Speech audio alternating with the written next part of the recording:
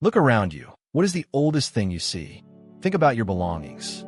The phone you use, the shoes you wear, if you have a refrigerator in the kitchen, your car, or even a lamp in your room. Why did you buy it? Was it really old, or did it make you feel that way? Did you make this purchase with your free will, or were you forced to buy it? This topic is about something that makes up almost your entire life. You wake up early every day to earn it. You struggle to earn it by sacrificing your labor, health, and time. It's about money, a vital material, and more importantly, where you spend it and why you spend it, or rather, why you're forced to spend it. It's about the planned obsolescence system, a sneakily woven psychological and technical trick of the modern world. This video aims to significantly increase our awareness of a macro-scale situation that the capitalist world order has established. This is important because everything I'm going to tell you is actually related to awareness, but first we need to be aware of ourselves. As Kuzaloglu said, we are a society where mediocrity is very common and the level of mediocrity is quite low. We are a closed-circuit country in this country. Is it possible to get somewhere without working hard? It is possible, but it is very difficult not to get somewhere by working hard that we get tired of. Working so hard, we get lazy. Therefore, in a society where the bar of competition is quite low, even a little effort means a lot. Our excuses are gradually losing their credibility and convincingness. Today, we are in a world adorned with opportunities that have been granted to very few people throughout history. Here is one of those beautiful opportunities. A wonderful platform that I wish had been available in our time is Codland. In the past, there was neither YouTube nor the internet. I remember that we often felt the lack of it, although not as much as the generation my age. We used to wear blue aprons to school, and most of the time, we had to use only books, newspapers, or knowledgeable people around us to research something. Yes, that is the key sentence. We used to go to school to learn something. Nowadays, every child has access to the internet. Even schools are online, but how our children and young people use the internet is very important. It is not only for themselves or their parents, but also for us, to whom we will entrust the future. This is an essential issue. Here is the supporter of today's video, Coddle. Children between the ages of 5 and 17 use the internet in the most efficient way. It's a great platform that allows them to use and receive live coding training. My nephews and nieces love and have used it for many years. Cody is an international digital skills school focused on children and young people operating all over the world. Children take their first steps in IT here. They specialize in areas such as web and game design, programming, 3D modeling, and learn the language. They expand their vision and improve themselves with friends they meet through Cody. They also have the opportunity to participate in international competitions and receive grants for education. This platform allows parents to track their children's development by receiving monthly progress reports. It has over 140,000 graduates, many of whom have won international awards.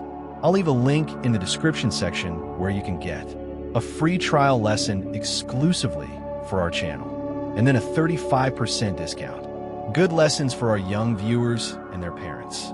Now let's go back to those internet-free days where I wore that blue apron. Casey Neistat, do you know him?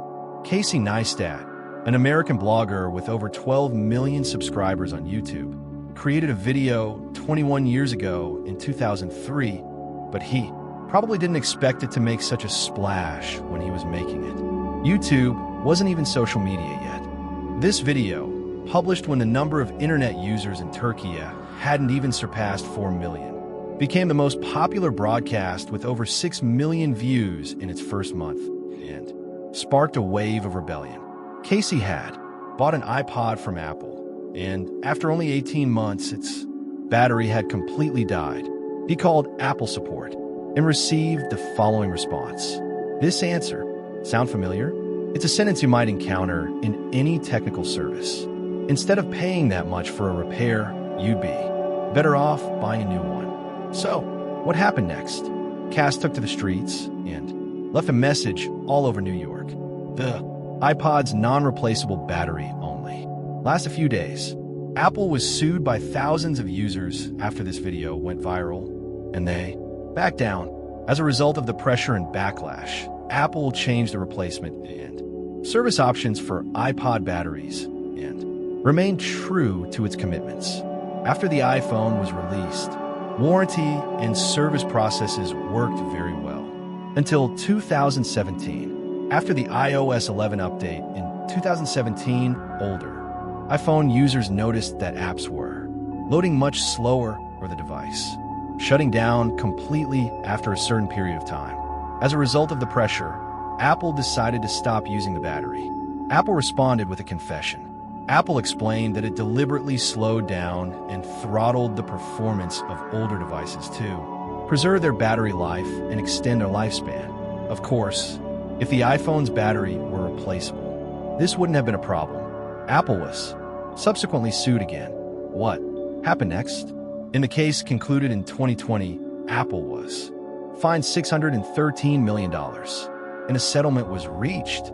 But this fine undoubtedly paled in comparison to the extra revenue Apple generated by shortening the product lifespan. So is Apple the first? No, it was 2006.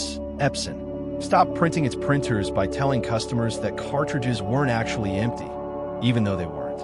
Upon detection, the company paid a fine and compensated the affected customers with coupons. HB was found guilty of the same reason in 2010, and Canon did the same in 2015. Meanwhile, Planned Obsolescence has found its way into almost every industry, not just technology. For example, textiles. When nylon stockings were first introduced in the 20th century, they were quite durable. They were so strong, they could even pull cars. So what happened next? Bingo socks. Phones, cars, printers, it doesn't matter. The process is the same in all sectors. It works. After a certain period of use, drain the battery of your product, shorten its lifespan, or cause a part to break. Go even further and make the parts interdependent. This way, you can sell the parts connected to it as a set. Isn't that a good tactic? Now, take an iPhone 14 in one hand and an iPhone 15 in the other. Can you tell me the difference between the two? I'm not talking about the switch button or the Type-C port or anything like that. Can you tell me a development that will make a significant difference for the average user? The same goes for the Samsung S23 and S24. Probably when the iPhone 16 or Samsung S25 come out, those who can afford it will update their phones. Hey, look, I have an iPhone 15. This phone still works, but I'll go and buy a new one next year. So the obsolescence plan didn't work for me. Right? Here, another key point comes into play. Psychological and perceived obsolescence. Remember the question I asked at the beginning. When was the last time you bought something new, and for what reason? In countries like Turkey, the biggest reason for buying something new, whether it's a phone or a car, is social competition and status, rather than malfunctions or innovation. We still ride old golf courses. This is one of our obvious characteristics that distinguishes us from Germans. I'll explain this issue in detail in a few videos. But today, let's think like a German. Let's say, as a society, we're not influenced by our spouses or friends. Ahmed just renewed his car. I should also renew it. Helen bought a new iPad. We're a nation that doesn't think like that. Do we save face? No. Will we fall behind the competition? We'll talk about all of this in the video I mentioned. But let's say we buy a phone. You said, let be a legacy. It will serve us for many years and we won't look back. Would that be possible? Unfortunately, those times are in the past. If you buy a phone today, that phone will stop receiving updates over time. And as brands admit, it will start to slow down over time. After a certain period, its battery will run out, its hardware will start to weaken, and when you try to have it repaired, you're likely to encounter the same situation Kay encountered. You'll be told that buying a new one is more advantageous and less costly. Here's the answer to the question of why we have to buy everything new. With a few exceptions, the warranty period for all products you buy is generally 1 or 2 years. After this date, if a product breaks down, you either get it repaired or buy a new one. Let's say you wanted to have it repaired. Can you imagine the circulation that would occur from spare parts to shipping? Think about all the electronic devices you own. You used to be able to remove the batteries of your laptops and open the back of your phones, but now you can't access the batteries of your phones or laptops, and you won't even be able to reach the inside of the cars you buy. This is planned obsolescence, an effect we're starting to feel much more clearly in this period, when we're transitioning from Nokia to Apple, from Taurus to Tesla. The saying we hear so often these days is true. This insidious strategy, which is based on designing many products to break, wear out, or otherwise become unusable, dates back over 100 years. In 1901, a light bulb manufacturer called Shelby Electric Company made a statement that would shake up the market. Founded in the 1890s, this company invented an incredibly durable light bulb with a nearly infinite lifespan, using a carbon filament instead of the bulb filament developed by Thomas Edison. One of these bulbs was installed in the Liverpool fire station in California that year, and it never exploded, even after months and years. Could the company have really invented a light bulb that lasted forever? At least, looking at the charts, so far it seems that way, because even after 123 years, this bulb is still burning. It has survived 2 world wars and entered the record books. It has lasted so long that it has become a phenomenon. There is even a website where you can watch this light bulb live. But even more interestingly, the camera that provides the image of this bulb has broken twice. Think about it again. Even a modern-day camera that records it has broken twice, but this bulb still continues to light. How is such a thing possible? If you say we can't produce such durable things even with today's technology, wait a minute. Because in fact, we can. Let's go back to that year. But this time, we'll think on a macro scale. A light bulb that can burn forever was invented. The market was shaken, and great rumors were circulating in the community. This product is very durable. Buy it and forget it, don't even look back. These words sound great, don't they? But consider that this applies to all products. What would probably happen? You would be unemployed. What does a light bulb manufactured 123 years ago have to do with your job? In macroeconomics, all systems are like links in a chain. No system can be considered in isolation or in a temporal sense. Universal and timeless thinking is essential. Someone who is aware of this took action after the invention of this light bulb, the most popular product of society, a monument to pure durability. In December 1924, a cold winter day in Geneva gave way to a dark night where plans were made that would change all balances. All the major light bulb manufacturers in the world came together and chose a single name for their formation, the Bus Cartel, consisting of giants like Philips, General Electric, Tokyo Electric, OZR, and Associated Electric, made a series of decisions that would completely change the rules of consumption that evening and re-establish the entire balance of trade in the world. These decisions would form the basis of a planned obsolescence system and initiate a system that automatically triggers social consumption. This cartel, which has established its dominance in all regions of the world, deliberately reduced the lifespan of all light bulbs produced on our planet to 1,000 hours to ensure that no company violated the 1,000-hour rule. All manufacturers were ordered to send a random stack of each bulb they produced to the cartel as a reference. If the bulbs in the cartel lasted longer than 1,000 hours, that company would be penalized for breaching the agreement. Engineers previously responsible for extending the lifespan of these bulbs were now responsible for shortening their lifespan. So, why was this done? A product that would last forever was a terrible business model. You would never have regular customers or a steady stream of merchandise. As a result, you would have no people to sell to, and demand would be practically zero. The biggest threat they faced was the existence of a longer-lasting bulb. Ozer sold 63 million bulbs in 1923, but only 28 million the following year. The bulbs lasted far too long, negatively impacting sales.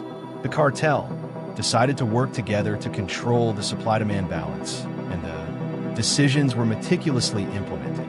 After the cartel's meeting, the bulbs' lifespans were gradually reduced. This plan worked just as planned.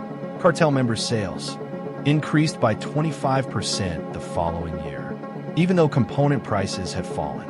This way, the cartel kept prices virtually unchanged. Profit margins also increased.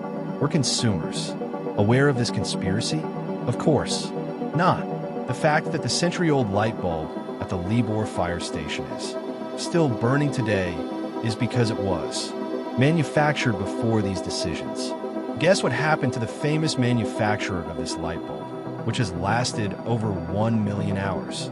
The company was subjected to pressure over time. Finally, it was acquired by the cartel. This planned obsolescence system, founded by the FIAS cartel, has become a deliberate tactic used by almost all companies today. Almost everything you buy in your daily life is deliberately manufactured in a poor way to increase sales. So don't just blame Apple. In fact, don't be too hard on the FIAS cartel. Why? It might sound very unfair at first as a consumer, but analysis since then has revealed that planned obsolescence isn't as bad as it seems. In fact, it's sometimes even necessary. While everyone is a consumer, almost all of them survive thanks to this consumption. In fact, it's like a paradox. You work for a company and buy something with your salary, a service or a product. The person you pay for buys a different service or product based on their own needs. This chain enters a vicious cycle. Nothing would break in other words if it weren't for planned obsolescence and the psychologically perceived obsolescence I briefly mentioned earlier. You wouldn't buy anything new either, and this would turn into a collective action after a certain period. This would cause production activities to first slow down and then stop. The main thing is circulation. That light bulb will burst, that shoe will tear, that foam will break, so new ones can be purchased. And you can earn money, even if not directly, and find your place in this cycle. Markets should never stagnate. Companies want people to spend their money, and governments support this. Remember, years ago there was a buy and give life to the economy campaign to revitalize the economy. Turkish society loved keeping their money under the pillow. Now everyone is spending their money. Of course, inflation plays a huge role in this. The thought of something's price increasing pushes you to buy that product immediately. In fact, this is one of the main effects of inflation because money is meant to be kept under the pillow. It's meant to be in a constant cycle. Another dimension of this is that this cycle is good for everyone. Therefore, planned obsolescence isn't defined as greed, but as an indispensable strategy in the economy's production code. And this is true because America owes its recovery from the 1929 depression primarily to obsolescence. During this recession, 1 in 4 people in America was unemployed. The government made it mandatory for people to return to work and the country to emerge from the depression by obsolescence. How they do this? It may sound strange, but at that time, people were afraid of being unemployed because of developing technology and good products. This was the root of the unease of those who formed the FBI cartel. Think about it this way. If I made a light bulb that never exploded, would a worker in another light bulb factory who supported themselves by doing so love me? Or if I made of fabric that never ripped or got stained, would the owner or employee of a suit store be uneasy about my existence? If I were the one who invented the tractor, would the workers in the fields roll out the red carpet for me? Of course not, because the technology one developed will put them out of work. It won't matter if you sell or produce any product. It won't matter if you're a civil servant. It won't matter if you are a civil servant, because it's a chain reaction. If someone makes a serious move that affects consumption, it will affect you all through the butterfly effect. Even if you're a civil servant, the thing that pays your salary is society. It's taxes. To pay taxes, you need to earn. To earn, you need work and production. But a product with an infinite lifespan will first leave the society that pays your salary, and then you unemployed. A fabric that doesn't stain or tear will affect not only the company that produces the suit, but also the tailor and the dry cleaner. I'm not saying all of them today, but most products produced are more durable and could be made better. They are deliberately manufactured with a weak and short lifespan. The faster something wears out, the less it's used, and the faster it's replaced, the faster the economy grows. For now, this balance is good. At least a product you buy does. And spoil the next day, but in a society that consumes so fast, change is more popular than ever in history. In times like these, there's no need for this. We consume so fast that a product becomes obsolete before its lifespan even ends. One of the most serious consequences of all this consumption is the issue of waste. Today, approximately 48,000 pairs of shoes and 2,850 smartphones are produced every minute worldwide. 179 cars roll off the assembly line every 60 seconds. Can you imagine the waste created by this massive production? Some people waste their belongings in 25-cent bags. In such a world where it thinks it can solve the climate crisis, capitalism, which cuts down even the trees whose shadow it cannot sell, will never remain idle. As the Uruguayan president said, there is no guarantee that an ambulance will come to your door within 30 minutes when you get sick, but you can order a pizza with a guaranteed delivery in 30 minutes. The system measures everything with one thing. Before money and products, brains are designed. As Eric Fromm said, the modern man's ambition to possess things stems from the effort to fill his existential void. In other words, consumption has now taken on the role of a giant tranquilizer for the tense nerves in society, and has become a phenomenon based not only on needs, but also on desires in today's world. After all I have said, there is a lesson to be learned here. Is humanity a victim or a partner of this planned obsolescence system? A monument of pure reality that has infiltrated every corner of the modern world? Is it merely a victim and subjected to it, or is it part of the cycle? Everything we have focused on since the beginning is actually related to time.